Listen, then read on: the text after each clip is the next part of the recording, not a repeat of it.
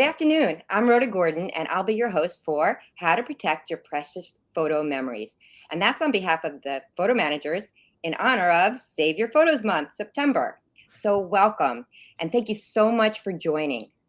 Please put any questions you have in the chat if you're joining us live, or in the comments section if you're watching the replay. We're going to come back and answer the questions live at the end of the talk, but also we will be checking the comment section and we'll come back and answer them periodically as well. So keep checking back.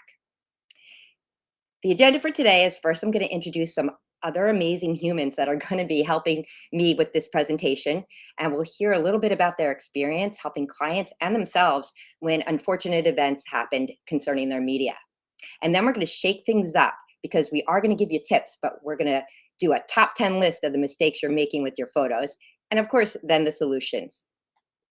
So stick around to the end because we do have a giveaway where you can download all these resources we're talking about and more. So it's going to be an exciting hour.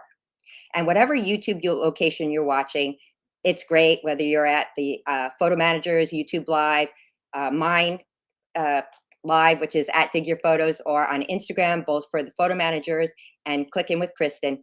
Thanks for joining. We're going to get started. So first up, how to protect your precious photo memories. We're going to give you 10 tips and products, and probably a little more than 10. First, we're going to do introductions. I am Rhoda Gordon. My company is Sunflower Photo Solutions, and I also have a product called Dig Your Photos. I'm a certified photo manager, and I really am very passionate about helping my clients save their story through paring down, organizing, backing up, and providing ways for them to share their media. I'm really excited to help you with some of these tips today. And as I said, my company is Sunflower Photo Solutions, and my product, which is an amazing do-it-yourself photo organizing kit, is Dig Your Photos. Next up, we'll meet Kristen Goodman, and her company is Click In with Kristen, and she offers inspiration and ideas to help you celebrate and share your photos, as well as leave a legacy and not mess up your family. She's a certified photo manager since 2012, and interestingly enough, her daughter went into the business too and is the youngest certified photo manager that we have. So that is amazing. And she really helped her whole neighborhood and her city right after Hurricane Ian in 2022. So she's going to be speaking to that. And then next up will be Jamie Howe from How Organized, and she's from Higgins Lake, Michigan. And she started her company, How Organized, to tackle her own photo mess and also to help others avoid the feeling of overwhelm by their photo collections. She is Northern Michigan's dedicated photo organizer, and she loves to transform lifetimes of memories into beautifully curated collections. So I just thought it would be apropos to start this talk with a little quote from JFK. The time to fix the roof is when the sun is shining. So kudos for all of you for showing up, because the time to make sure your photos are protected is not during an emergency where you only have an hour to leave the house, or maybe you're not even home and something tragic happens like a flood. So I am so glad. Think about this quote as we move forward, because it's really so telling. So honestly, we are so interested in what brings you here today. So I'd love it if you just place in the chat why you're here today, and we'll read some of them. And well, I see somebody's here. Oh, Mary Pat, hi, from Rockledge, Florida. I would love to know why people are showing up and what they would love to understand about what we're going to be talking about today, whether it's your print photos or your digital photos, or maybe you have photos that are already wet. We're going to be giving tips on that too, because that is really important to preserve those photos, and you can bring them back. You don't have to throw away if they've gotten wet. Terry wants to get started in a non-daunting way. Yeah, it's easy. One step at a time, you break it down, and will tell you the first steps to really get yourself in good shape to protect your photos. And that's going to be coming up very soon. Okay, let's keep moving along. Um, okay. So first up, I really want to bring Kristen up to really speak to what happens if there's a catastrophic event like a hurricane or a flood, even a tornado. Water damage is so detrimental to any type of paper element, but photos especially, as well as film and slides. So Kristen, come on up and tell us about your experience and what happens. Okay, well, thanks for having me today. And unfortunately, I've become an expert, I think, in this issue. And but I'm glad to share some things that I learned. And I do want to give a shout out to our friend Kathy Stone that's in Canada, because she had flood damage, and she was such a great resource to me to help with this as well. So I just wanted to tell her thank you. But as you can see on the screen, this is the after what happened, because we weren't prepared ahead of time. The main thing is your photos want to live where you are inside your house. You need to make sure that, you have them up high. We're, at least for a hurricane, we usually know, I've been in Florida for over 35 years. And in the last 10 years or so, we've had two major storms here. 2017, we had a Hurricane Irma, and it was mostly wind. But this Ian was horrible. It was all water. And you just couldn't believe the phone calls we received after the fact of what to do. And, oh my gosh, can you help me? And a friend had lost her whole wedding album, texted me in the middle of the night. Oh my gosh. And her husband had just passed away too. And it was like, oh my gosh, how can you help me save this? So again, great resources here to share today. So one of the main things is when the water does come in, whether it's a flood, a hurricane, or whatever in your home, it's just try to get those things gathered and put them in a freezer. I know that's kind of strange to talk about putting your stuff in a freezer, but here, part of our city, we didn't have power. So it's like, I put out the SOS to, I need freezer space for some people. And why you're putting things in the freezer is to stop the mold growth. So I'm going to show some tools and different things that I use to help with that, like parchment paper, Ziploc bags. You really don't want to dry everything out right away. You want to keep it a little bit damp, but when it's frozen in the freezer and you thaw it out in batches, it's still a little bit damp after that. And then you're going to lay it out in a flat area. I did it in our gallery in our print shop on big tables to dry it out prior to scanning then, and then dispose of it because of the possibility of it making someone sick and it being contaminated. So the pictures on the top that you see there that's laid out, those are lots of documents. I have a friend that her mom had given her all of their ancestry things, lots of documents on regular paper. You can see the Costco wrappers and albums and different things. And, it was starting to dry out. So she, of course, had all of us help her and try to take things to different friends' houses, which was wonderful. And we were able to do a lot of things, or save a lot of things of hers just by freezing it and taking it apart, slowly the days after. On the bottom there, you can see just, photos that are kind of stacked. They looked a little bent because they were dried out and we were getting ready to scan those. And then that amazing videotape story. We have a client, my husband sells his artwork, and it was one of his clients. And she came in with this bag of muddy tapes and sandy tapes. She lived near the beach, and that was covered in sand. And being a photo manager, we're lucky to have other resources and vendors that can help us. And Photo Bridge is in New Jersey. Julia Boyle's the owner, and she went through Hurricane Sandy years ago up there. And so my first thing was, oh my gosh, let me message her. So I sent her a picture of this, and she's like, Kristen, just put it in a Ziploc bag and FedEx it to me. Don't clean it. Don't do anything. So that's what I did. So she gets it, and she takes it out of the container of the VHS, the hardcover, takes it out, cleans it, and does a special process, some type of baking, and it makes the film pliable again, runs it through her machinery. And this was the person's wedding videotape that she had never watched. So it was just amazing to be able to save such a great memory for her from that. And we also did her negatives that she had never, they weren't really damaged, but we were able to scan her wedding negatives. And then the strange picture there on the lower right, that is actually the spine of somebody's wedding album that she brought me this maybe a month or two after the storm. And so she had let it dry out herself.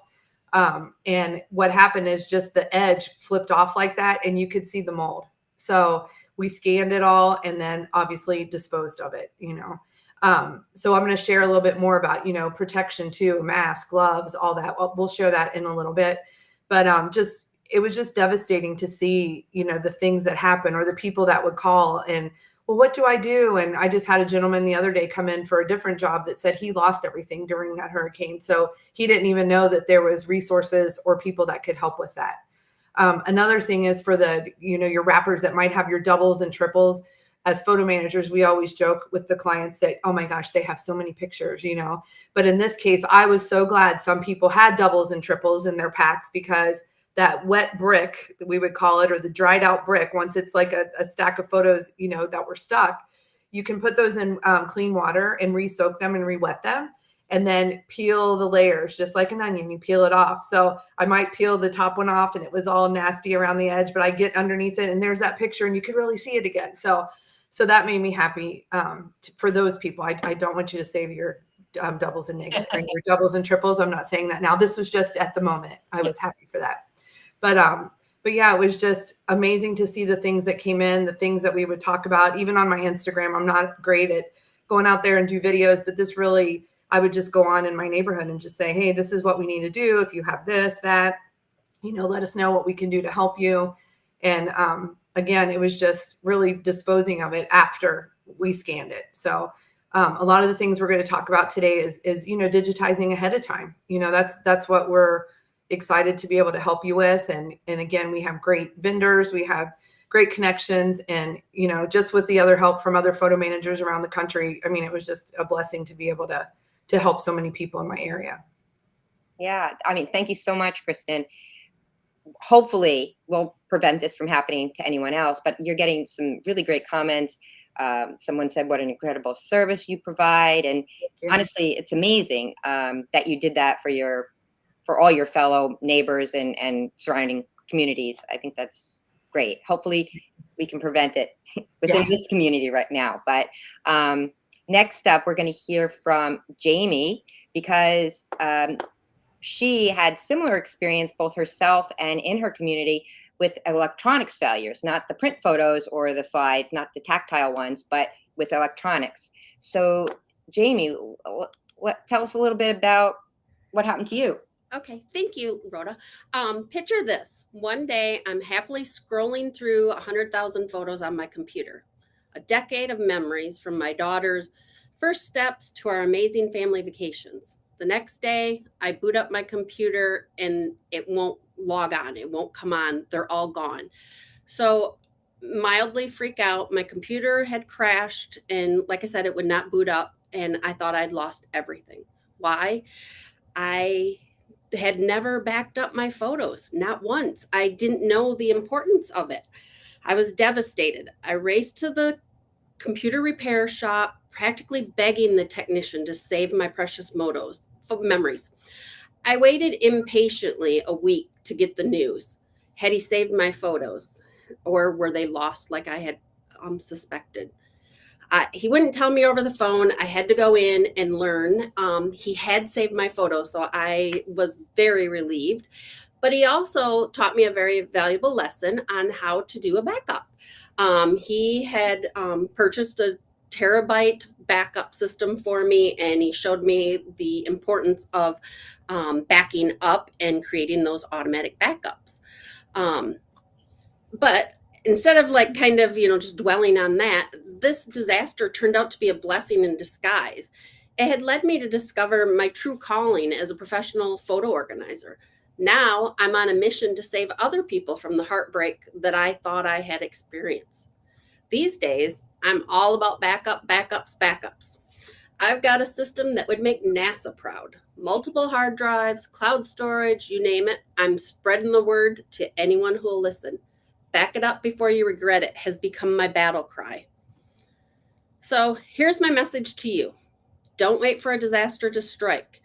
Your photos aren't just files on a computer. They're your memories, your history, your legacy. Treat them that way. Back them up today, because you never know when your computer might decide to call it quits. Remember, in this digital world that we're in, you're always one crash away from losing it all. But with a good backup system, you can keep your memories safe and sound. Trust me, your future self will thank you.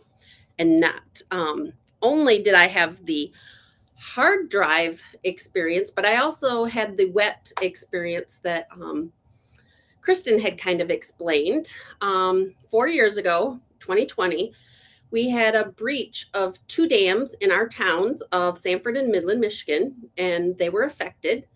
My mother had texted a picture of her, the water coming up to her doorstep, and her log home was 30 feet above the water. So we immediately, my husband and I, we raced to help move, safely store things. However, when we arrived, the water level had dropped. It was like a toilet bowl had flushed, is how you would explain it, I guess. We knew what that meant. Our towns of Sanford and Midland were next. That 20-minute drive home was like standing still, racing thoughts. What do I do? What do I need to do? You know, the whole gamut goes through your mind. I arrived to our house with the police there with our mandatory evacuation. I loaded our Great Dane and 2 cats in our van and headed north to our cottage. However, the dam and roadways had washed out the expressway. They had washed out all the roads I knew where to go. So I really kind of had to get on Facebook and anywhere just to get the knowledge of how to get up north. We had gotten up north. Everyone had safely, got around. And I was told my in-laws had lost everything. They had decided not to leave their condo. We've had flood warnings many years, and only maybe like an inch of water in basements, nothing to this extreme. They call it the 100-year flood. Unfortunately, my in-laws lost everything. They lost their condo, their car, and they only had the stuff on their backs where the rowboats had come to get them, the firemen. 1 week later, we had finally gotten into their condo. And it was a stressful week, we were trying to decide what all had went on. It wasn't just my in-laws impacted. It was my niece, my daughter's in-laws. Half the town had been affected, and the other half were out golfing and having barbecues. It was the strangest thing in our town. We went back to the condo. Theirs had also, unfortunately, had sewage. So we knew, my husband and I, that we needed to try to save their photos. We masked up, gloved up, and we used our northern garage, and we set up tables, and we would wash the photos and try to stick them up. As soon as we'd open baby books, the photos would disappear. We saved about a third of their photos, and the rest have been scanned now. But so that's my 2 different stories that have impacted me on natural disasters. Yeah. So the lesson, there's a lot of lessons in that. Yeah. We're going to talk about it as we go forward. But really, the lesson is you could be somewhere where you don't experience hurricanes. You don't experience, the tornadoes or the flooding. You're in, normal flooding from rivers and streams and things like that. You're not near a forest with forest fires, and you could still have some sort of devastating catastrophe happen, whether it's a dam breaking or the house next door goes on fire and, you get smoke damage in your garage. These are things that can happen and can really affect your legacy moving forward, right? Your memories. So that is a tale to really, to teach us a lesson there. Thank you. I also, when I had backed up in previously, so when I left, I didn't grab my photos or my shelves of photos. I didn't have time, and I was fine knowing that they were backed up and safe somewhere else. So it was kind of, a relief on that part. Yeah. Once you have it digitized and you have a backup system, especially off-site, and we'll talk about that. I know you will. I'll just say one more thing, which you reminded me of a story my neighbor told me. She lived in Colorado, and her daughter and son-in-law lived in Colorado with their family. And a few years ago, I don't know if people remember, there were fires and they were affected. And the only person home was the husband, who was an avid biker, athlete, whatever. And in a panic, when you're literally given less than an hour to leave your house, your mind races that you cannot actually think straight. And the only thing he took from his house was his racing bike. He left all the kids' memorabilia, all the family photos, everything. It was just because he was panicked. Mhm. And so by even being here and thinking ahead of time, what if I only had an hour? What would I bring? It allows you to recall that moment if when you're in some sort of emergency and remember what you thought you would want to grab when you leave. So if nothing else, hopefully, this exercise will really help you. Yes. All right. So thank you, Jamie. So now we're at the point where we're going to start providing you tips and products. So welcome to Top 10 Mistakes You're Making with Your Photos. And I'll start with number 10, drum roll. Here we go. Your photos are everywhere. That's mistake number 10. And don't worry, if you now are saying, oh my goodness, my photos are everywhere, because you're probably not alone. Most people have photos stored everywhere within their home, in the garage, in the attic, in the basement, under beds, behind the refrigerator, in drawers. Usually our best photos are in drawers because we like to look at them, on the refrigerator. And then, I know some of my clients also have storage space, so that it's offsite, not even able to get to easily. And my number one tip for that is to get it all into one place. And why would you do that? Well, for a number of reasons. First off, you now can understand what you have, how many photos, what they are, what's in your collection. They're all in one place. So if, in fact, while you're doing this, you have to leave, you know where they are. And of course, as Kristen had mentioned, your photos should be in the home. Your photos should live where you live. They should be in a temperature-controlled, humidity-controlled environment. Because if they're not, let's say they're in the garage or the attic, which it doesn't have access to air conditioning, your photos will fade at the very least. But if it's also in a humid area, or if there's a lot of rain or anything like that, they will be really ripe for getting mildew or mold on it. And it's a lot harder to remediate if your photos now have mold and mildew on it. So we really want to protect them, especially if we value our family memories. And I think that since we're all here, most of us do. So get your photos all in one place, and then we'll move on to the next step, but get them all in one place and keep them in the house. So number 9.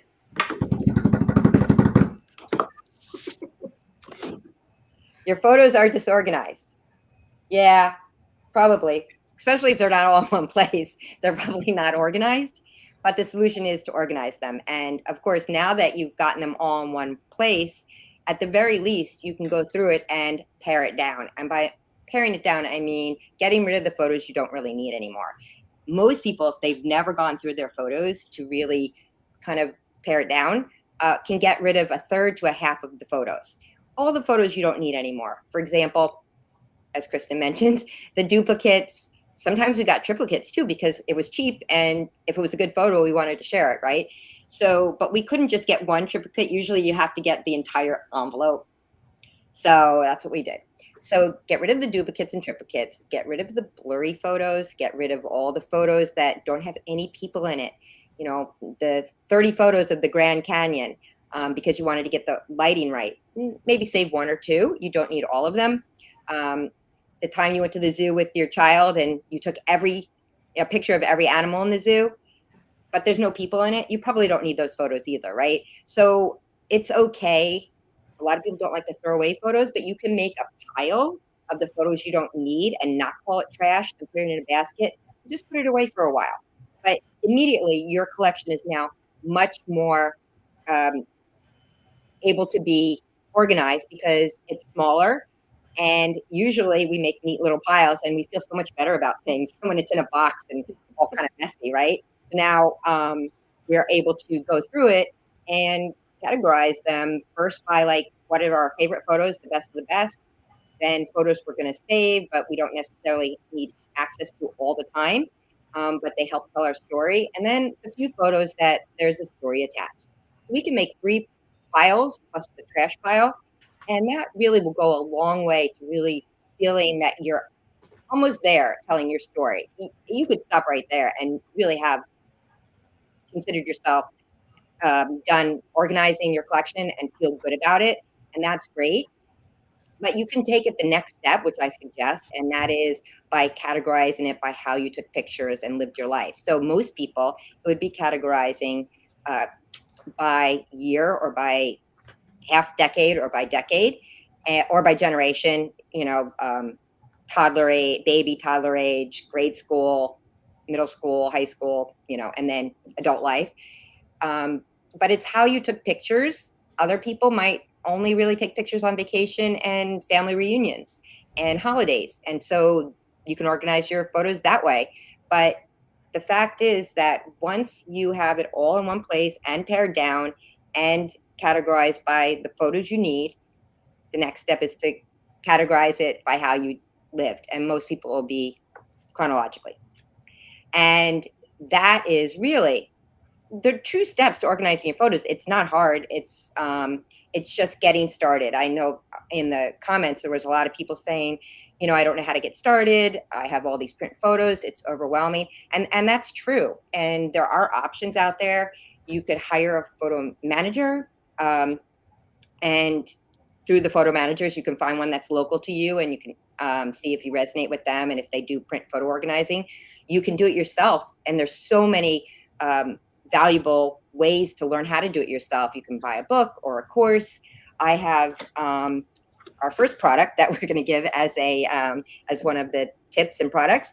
It's Dig Your Photos. I think I'm this way, and it's a do-it-yourself print photo organizing kit, and it's all inclusive. It has everything you need to organize your print photos, including recipe cards for the 4 steps to take you through organizing your print photos, including paring them down, with video support. So it has demonstrations on video as well as the actual steps. And then there is a tool pouch that has all the tools that a certified photo manager would use to organize your print photos. And there also is, I won't pull everything out, a family timeline template so that you can easily create a family timeline of all the important milestones of your family's life, and then use that to sort your photos. And then the box itself becomes temporary storage for your photos once you've organized them. So if you need more information on that, you can go to digyourphotos.com. And the point is, get your photos. Number 10, get your photos in one place. Number 9, get them organized. And now we're going to take it away. Kristen. Okay. I need my drum roll. Okay.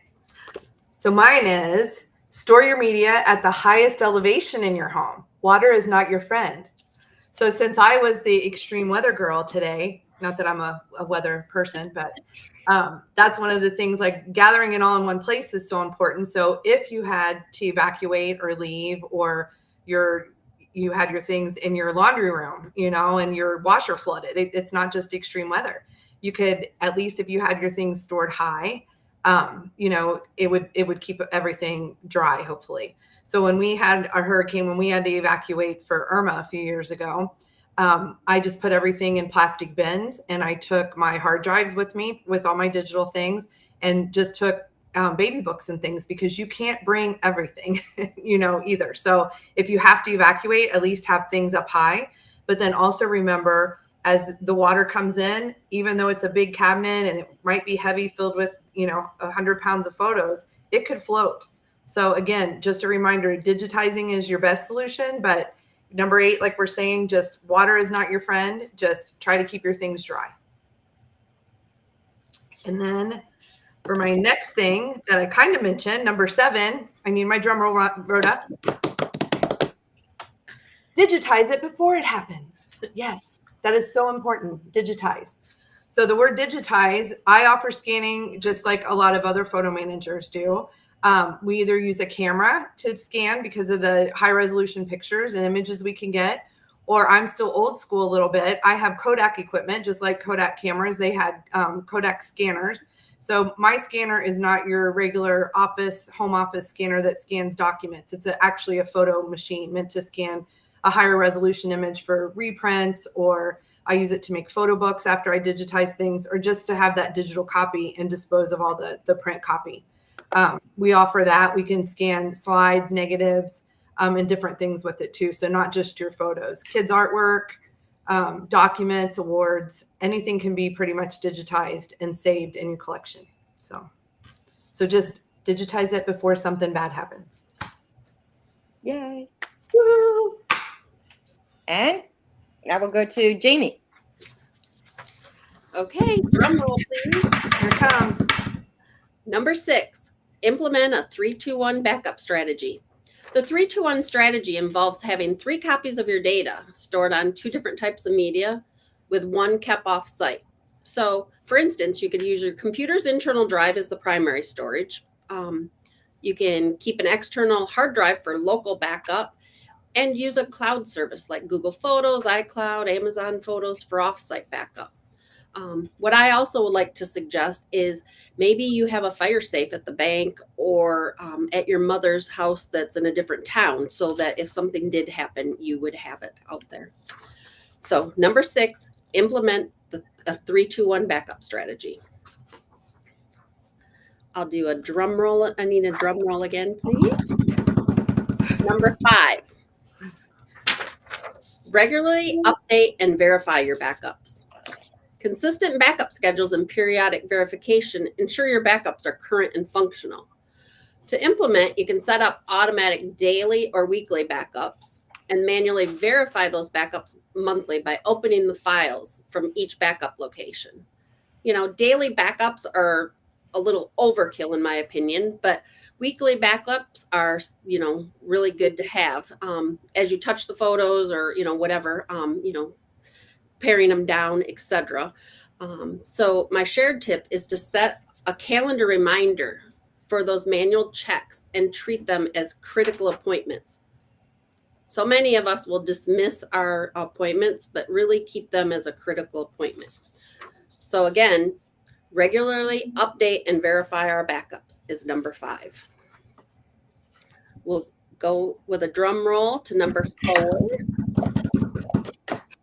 And that is having a quality external hard drive. Using reliable storage devices reduces the risk of our data loss. Research and invest in reputable brands for hard drives and SSDs. Western, I can't think of the name of it. Western Digital. Yeah, Western Digital, thank you. And Seagate are 2 that I'm thinking of. You can consider a network attached storage for your home use. You know, that's more for the professional photographers, I guess. And really budget for that quality equipment. We know that the hard drives are only really good, you know, 3 to 5 years. So budget to, you know, replace those storage devices in those time frames.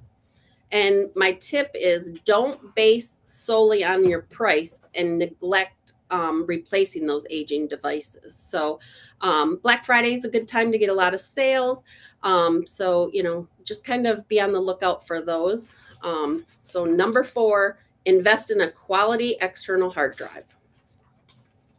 Drum roll for number 3. And that is using metadata and tags for searchability. So metadata and tags provide additional searchable information about each photo.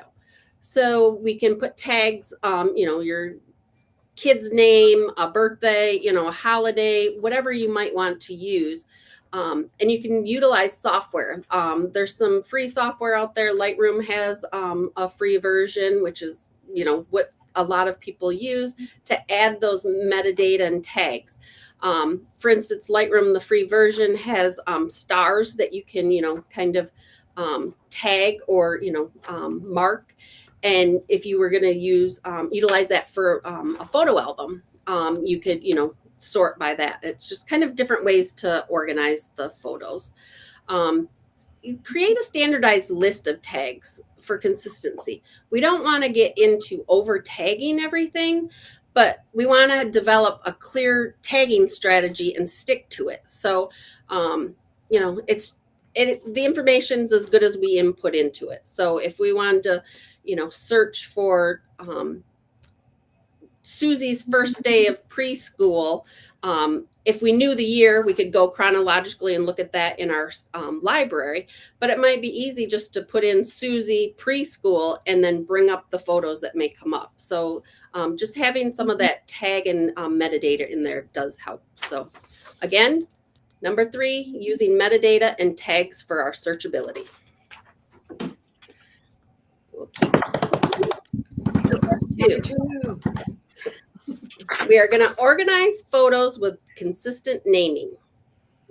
So creating descriptive and consistent file names for our photos is essential for efficient organization and makes that searching easily. Allows sorting chronologically. So Rhoda had mentioned, most people, we do organize chronologically just because that's how our brains work. We know that we graduated, 10 years ago. Mine was many years ago, but we're gonna, just kind of in our head know when children were born, when we got married, when, different life events happened. And so date order might work for most people. And we want to avoid using complex naming conventions. We don't want them really long names, but most of us all in the photo world, we will name ours by year and then month and day. And then we might put Josie first birthday and then underscore, and then we might go 001, and we might keep those 20 photos. We don't want to overkill and have 100 photos of the first birthday party. We are just wanting to kind of remember that birthday party, and a few pictures is enough to trigger that memory. So number 2 is organize photos with the consistent naming convention. And our number 1 tip that we are going to do, we are going to educate our family members on our organization. So sharing our system ensures others can access and maintain our photo collection if needed. So create a simple guide to document our system and keep it updated. We're going to store that in an easily accessible location, and we're going to hold a family training session to walk through that process. So our photos are able to live on. So number 1 is educate family members on our organization. And that is our top 10 tips. Woo! And I have to say that last one, number 1, is so important. I mean, I don't know about Kristen and Jamie, but the amount of times that I have a client and it's because either there was someone passed, or there was a divorce, or somebody got sick, and the other person was not the family historian who called me, and they know there was a rhyme and a reason of why their partner or their mother or someone was doing something, but they can't find anything. So sharing the way that you keep your family story, the way you keep your pictures, the way you store your movies and your albums and everything else is really, really important. And even just passing it down by sharing your photos in the box or on the computer, people will understand what your method is. So it really turns out to be a very important tip, because I mean, have you experienced that as well, where the partner calls and says, I know they're on the computer and I know they're organized. I have no idea where they are. I don't know what external hard drive it is. I don't even know what an external hard drive is. So I think that was a really valuable tip, the last one too. Love it. Yeah, love it. So we're going to recap the top 10, but before we do that, we are going to give you a really, really good treat, in the sense of, if you've tuned in because you've already had some sort of catastrophic event, or maybe not even catastrophic, but your dishwasher leaked, and you have some photos that have gotten water damage, Kristen is going to walk us through the tools that she uses and maybe give us some tips as well on if you have some photos that need remediation. You may be able to do it yourself. So take it away, Kristen. I'm going to put the slide back on that has that. So give me a second. Solutions. We like solutions. Oh, we do. So the photo there's in our gallery of some of the things that I have behind me that I'm just going to chat about. And, you know, some of these things are just regular basic things you may have in your house that you use every day, like Ziploc bags. So Ziploc bags are handy dandy. I love the gallon size, but they also make these giant jumbo ones. So these were so handy when I would put documents in there, or say an album itself was wet. These are pretty good size. I think, let's see what size they are. They're 14 3/8 by 16 inches. So they were really handy, you know, for a 12 by 12 album or something like that, just for temporary storage to pop in the freezer, you know. And then, of course, we have to write on it what it is, if we knew what it was or where it came from. So for myself, you know, I would definitely write down, you know, my client's name or whatever information that they had, and what it was in this bag. And then plenty of sticky notes. We all have the sticky notes just to lay out some things on a table or in a garage, wherever you're trying to sort. And then one of the main things we mentioned earlier is gloves and a mask. I don't have a mask right now, but Kathy Stone, my BFF that I talked about earlier, she's popped on. So she's in Calgary. So on CalgaryPhotoSolutions.com, go to her blogs, and she has a wonderful couple blogs in there that talk about what to do before and after. And she lists some things too, and the reasons behind it and why. And great ventilation. So the garage pictures that I had earlier, that's where we were sorting some stuff for my friend, wearing gloves, mask, you know, do all that kind of stuff too to prepare them. And then some other tools that are just basic tools, a pair of scissors. And what about unwaxed dental floss? So what we use that for is in some of the albums, the sticky albums, if you use the unwaxed dental floss, just like you're going to floss your teeth, and put it underneath the photo and kind of saw back and forth, it'll help an image come out. So sometimes if it's stuck in an album, this is a great little tool to have. And then Rhoda has an awesome spatula that she could probably get out of her Digger Photos box to hold up. But she has that. That's a great tool. But this comes from Creative Memories, which is one of the scrapbooking companies. And they call this the multi-purpose tool. So it's thin on this end. I use it a lot to just help to get pictures out, you know, to stick things underneath and pop that out. And then we also have the Stabilo pencils. That comes, Archival Methods has those online. These are wax pencils that can write information on the back of your photos. So especially not just a catastrophic event, but with your older folks in your family, it's great to be able to tell those stories and write on the back of a picture or a date or a person's name, you know, and that's just a fun thing to do, to visit with your older people to help you identify family members.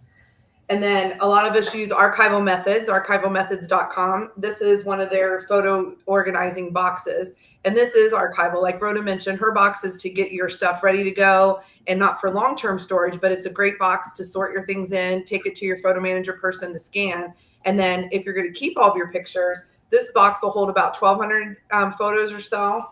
And the width of it, the next size box is double of this, and it holds about 2,400. And this sleeve holds up to a 5x7, and it has note cards. They're kind of glary on my screen. And some of them you can write your category, like Jamie mentioned, in your digital files, you know, year, month, year, day, month, event, person, you know, you can write those on there to have everything organized. And when I'm organizing for a client, we just kind of go through this box, and whatever they've named on here, that's what I name their file and their pictures. So that's a great thing. And then one of my main things that I forgot to grab out of my kitchen that I used for wet photos, parchment paper. So you've seen that in some of my pictures. If we go back to my screen, you'll see a stack, or if you can go back to that slide, Rhoda. So the stack there on the lower right-hand corner is sheets of parchment paper with photos or documents in between it. So my bestie, Jamie, that lives here, when all this happened, she was my paper cutter person. So we went to the local grocery store and got all the parchment paper rolls that we could. And we would just cut pieces of it to make sure it would fit into the big Ziploc bags or the gallon bags. But then I got smart and went to Amazon, and they already have it pre-cut for you that fits on cookie sheets. And it was just handy, to be able to have that ready to go. And we were just layering things, to get it prepped and to go into the freezer. So the lower picture on the left, that's actual things that were bagged up then and put in the freezer. So, but that's just some great tools. And like I said, a lot of it's just stuff that you would have around your house, the bags and stuff. But, again, it's trying to keep it a little bit damp, not dry it out completely yet. You just want to be able to handle it in small batches. So as you photograph it, or, I had people take pictures of it. They weren't able to let it dry out and get scanned. They were just trying to save what they had, and that's okay too. You're saving your memory. But if you have access to one of us from the photo managers in your area, which you probably do, it's great to get in contact with them and just be prepared. That's what we're trying to help you with today. Absolutely. Thank you, Kristen. Sure. So I just want to recap. Let's go back. The top 10, and really, honestly, they're all important. So we don't want to give you a actual ranking. How we did it was actually print and then digital. But anyway, here are your top 10 tips, along with product recommendations that we kind of made. And on the resource handout, there's all these different products and tips, as well as more information where you can find more information, including, as Kristen had mentioned early in the talk, Kristen Stone's document, right? Is there a link there, I think? Kathy Stone. Kathy Stone, sorry. You're Kristen. Okay. I was looking at you. Photo Solutions. Yeah. Yes. She's in here. I saw her pop on. Put your website in there, Kathy. Pop it on there in the chat. Hi. Okay. So here they are, bulleted. I'll just call them in the numbers, but they're not ranked. Gather your photos in one place. Very important. Organize them and know where they are. Store your media at the highest elevation in your home, even if a hurricane is not approaching, because you never know, as Kristen said. Digitize before this happens. Digitizing is so important. It creates a backup. It also allows you to restore and color correct. There's so many reasons to digitize, including sharing with family. Implement the 3-2-1 backup strategy. And Jamie talked about that. We have some resources for it, because off-site, there's some great resources that will back up your computer every time that you're in Wi-Fi. So look up those products that we have on the resource. That is a no-brainer. And it's relatively inexpensive for what it provides you. Regularly update and verify your backups. Just make sure it's happening. You never know. There could be a power failure or something, and then everything gets screwed up. So that was good advice. Have a quality external hard drive. And I would even go one step further and look into solid state. They're slightly more expensive. They're coming down in price, but they don't have any real moving parts. So they will last slightly longer. And if it gets knocked around, it is much more resilient than the older original type of external hard drive, which has moving parts. So solid state. Use metadata and tags for searchability. Absolutely. I don't really need to say more. I mean, we're all familiar with even, just tagging faces and people. That helps a lot. Organize your photos with consistent naming, both print and digital. And have them be the same if you've digitized. That way you can go back and forth. You have your print photo, what category it's in, then you can go find the digital one if you want to do some sort of project. So definitely try and be consistent between. And then we talked about it. Educate your family members on your organization. I think that's really important, and something to really have a discussion with your family and your partner about, as a family, how are you organizing your photos? So I really want to thank you for indulging us and trying to share what we feel are really important for you to protect your photos. And now's the time in the live where you get to ask us any questions that you wanted to know. And I think our amazing administrator is going to help us with that. She's going to put the questions up for us, I think. Oh, wait, I have to move this. I can't read it. Okay. The first question is, I have an old computer that needs to have my photos retrieved from it. What's the best way to get them? So first off, it's amazing if you have an old computer that you kept and you still have all the pieces that go to it, including the plugs, because I don't know about the rest of you, but oftentimes we just get the computer, there's no power, there's nothing tethering it. It's just just the column or the hard drive. So if you have that all, you're ahead of the game. But absolutely, if it boots up, then you can find your old photos on it. Either, there's really good places to look on your computer if you're computer literate. And on both a Mac and a PC, there's always a pictures folder. So that's usually the first place you look. And then under documents, you usually can find some photos and downloads. But another way is on both a PC and a Mac, you can do a search in the search bar under Finder in the Mac and Explorer in the PC, and image, and it will bring up all the images you have, and you can look at it in different views. So that is a great way to look for photos on your computer. There's software that you can also use, and I'll pass it on because I'm sure other people have other things to add. But I'm trying to really give you an easy way that you can do it yourself, as opposed to how we would do it. And then I have, I'm local and I love referring local business. I'm really involved in my community. So I don't really do that for my clients. I have 2 different vendors that I use, mainly one.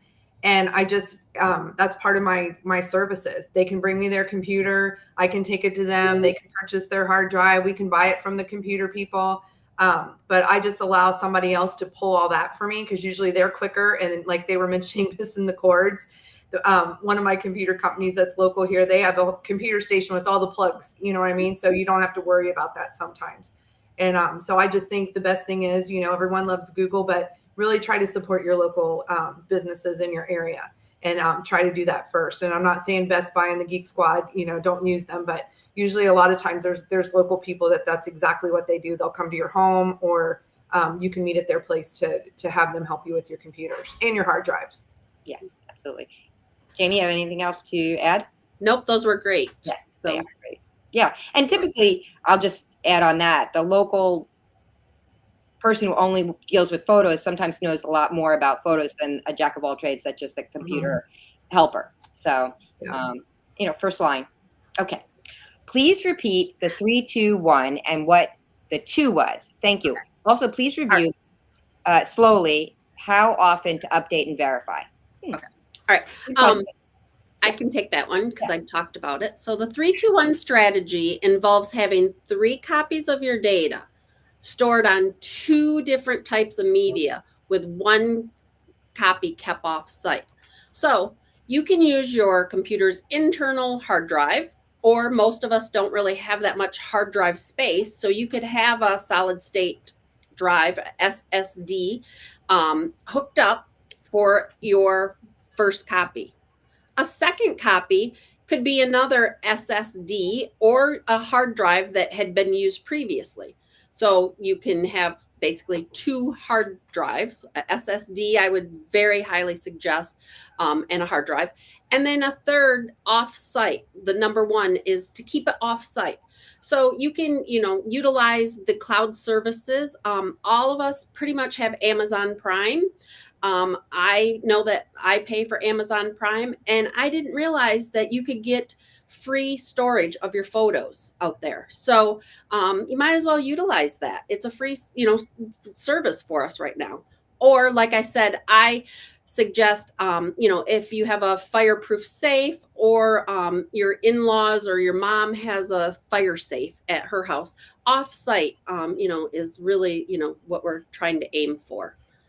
So again, the 3-2-1 strategy is 3 copies stored on 2 different types of media, and 1 is kept off site. So hopefully, Terry, I went slower on that and I was able to answer your question. Can I add on to that? Yeah. We never talked about this, but I feel like it's so important, because every time I mention it, people are like, "Oh, I didn't know that." Of course, we know it. It's about your iPhone and the iCloud. Yep. The iCloud is not a backup. Apple Photos is not a backup. The cloud service is a syncing service. So if you are thinking that you're taking photos on your phone and it's being backed up to the cloud, that's really, you just only have one copy. When you take a photo on your phone, it gets beamed up to the cloud and then beamed back down to all your other devices, whether it's an iPad, another Mac, your laptop, whatever it is, you have only one copy, not two copies or copies on various computers. So if you make a change on your phone, it is now beamed back up to the cloud and then beamed back down. So that is really one copy. And that can be your offsite. Mhm. And Jamie also mentioned about the hard drive too. And 3 to 5 years is pretty much how old a hard drive or a hard drive should be replaced, I should say, every 3 to 5 years. Yeah. And just mentioning about, checking in on it. On our handout, we talk about Backblaze and Carbonite. That's 2 automatic backups, which is great. And but definitely don't think your external hard drive from 15 years ago is the best thing. You probably need to check that and replace it. And the prices of everything has gotten so much cheaper. So even like a 4 terabyte, 5 terabyte sounds super big, but when you have videos, pictures, everything, that's great storage, and they're pretty inexpensive now. Yeah. Yeah. And I was actually going to mention when you were talking about that tip that, just don't willy-nilly go buy an external hard drive, see how much space you need, and then go bigger, a little bigger, because you're going to be adding to it. And I have to say that I personally use Backblaze, and it has saved me. And it has saved my husband's computer, not his computer, but the data on his computer, including our financial data. So I really feel like it's been well worth the investment. I've used it multiple times to recover. And Terry's asking again, I think that about how often. That's Backblaze and Carbonite. Those 2 things, mine backs up every day as I change files and things. So those two tools are great. And even if you just reminded yourself monthly, or I know a lot of photo managers on the first of the month say to clean out your phones and your duplicates and things and your screenshots, so I say just, at least monthly, check on your things and make sure everything's backed up and doing what it should be. Yeah. And verifying. Yeah. Because. Yeah. I mean, Terry, the one thing I'll say is that as far as when an external hard drive is going to fail, there's no tried or true say like, oh, at the, 629th day, it's going to fail. I mean, it would be great if it was, but sometimes there's signs, like not in a solid state, but in the forget what it's called, but in the regular external hard drive, sometimes it makes a noise. It starts making a noise, or it starts to slow down. Clicking. Yeah. Right. Clicking. So sometimes there's signs and sometimes there's not. So I think, definitely on a monthly basis to check to make sure that your data is still there and that you can access it and that your backup is current would probably be good enough. I think that we have no more questions. I'm so excited that you all came and that you had questions, and hopefully we answered all your questions as we went through the tips, because I did see some people put why they came here, and I think that we definitely at least hit the tip of the iceberg on answering those questions. I do have a last slide that's a thank you slide. I don't know, do we want to put it up? Does it matter? Okay, we will. I'll go to it. So thank you, really. Thank you so much for attending. There is a download. It's in the chat, but it will also be, the download link will be in the description of the video on YouTube Live. So it will always be there. You can click on it. If you have questions about this talk or about anything we put in the resource guide, which I think we did a great job. Yeah. All All the good stuff. Yeah.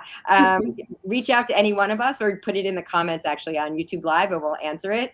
And again, thank you, Kristen, with Clicking with Kristen, Jamie with How Organized, and me, I'm Rhoda with Sunflower Photo Solutions. And it's been my pleasure to be a host. And Kristen, you want to say anything?